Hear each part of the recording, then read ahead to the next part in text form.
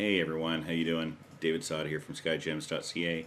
Thank you so much for joining me. I have on the turntable this stunning 5.58 carat IGI certified sapphire from Ethiopia. It has an inscription on the girdle, which is a lovely security feature. As you can see, it's a beautiful gem. This is it's certified as a grayish blue. People also will call it a steel blue. And just a stunning stone. This is going to make a beautiful final piece and is really offered up at a real steal of a deal. So if you're looking for a large unheated sapphire, I don't think you can find anything for this kind of price that isn't, incredibly included and full of inclusions, almost opaque, barely translucent. Okay, you might find it. For, an IGI certified stone, beautiful stone like this, you will not find this kind of price. And as I've said before, you might have heard me say before, my best customer is an educated customer. So if you don't already know this, go out, take a look, see what people are selling these for. Whether it's going to be a retail jeweler or go online, see what people are selling them for online. I welcome competition because I know that my quality for my price cannot be beaten. These are ethically mined gems on top of all of this. I know the miners, I know the cutters. So this is going from more or less from the mine to me to you. And this is, the price is amazing.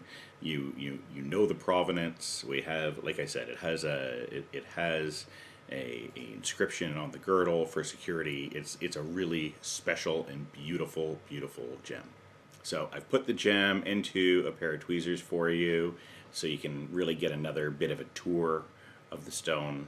Absolutely a stunner. Look at that. This is, as I said before, this stone is from Ethiopia.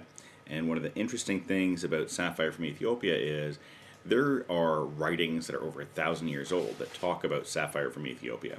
It's talked about that the pharaohs and that Cleopatra wore sapphire from Ethiopia. But, modern day humans just, we were looking for them and didn't find them.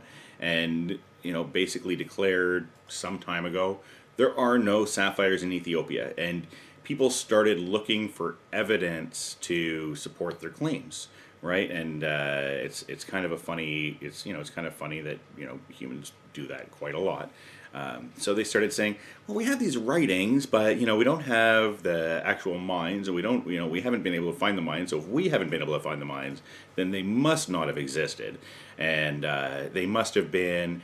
And people thought that either the sapphire that was being claimed to be from Ethiopia was from Sri Lanka and it was coming in from Ethiopia, or people believed, some people believed that the writings about sapphire weren't even about sapphire. They said, oh, well, maybe they meant lapis lazuli. And it's a funny thing because they knew what lapis lazuli was. It's not like they didn't know that sapphire and lapis lazuli were different gems. They knew this.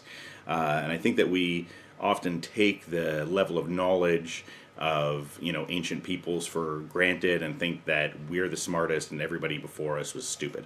But they knew about lapis lazuli, they knew about sapphire, they knew when they were talking about sapphire that this is the gem they were talking about. Now, granted, they did often mix up spinel and sapphire, but not even as often as people think. Because in Sri Lanka, for example, anywhere that you find sapphire, you find spinel, and anywhere you find spinel, you find sapphire. They're always come together. So in Sri Lanka, people have known that spinel is its own mineral for like thousands of years, way before modern gemological testing came along. People were selling spinel as sapphire to Europeans because they were trying to see what they could get away with. But we have writings from like 2,000 years ago that they knew all of these things a long time ago. So again, this is another kind of example of hubris on the part of humans. And we get to, whatever, it is how we are, I guess. So we're back to this wonderful gem. You can see it's a lovely stone, quite clean, beautiful cutting to it. It's going to make a wonderful piece of jewelry. If you're in the Toronto area, if I haven't already said it, if you're in the Toronto area or you're going to be in the Toronto area, please drop us a line. I'd love to have you in the office. Please be sure to book an appointment. We do not take walk-ins. And I hope to hear from you soon. Thank you so much. Have a great day, and don't forget to visit skygems.ca. Bye.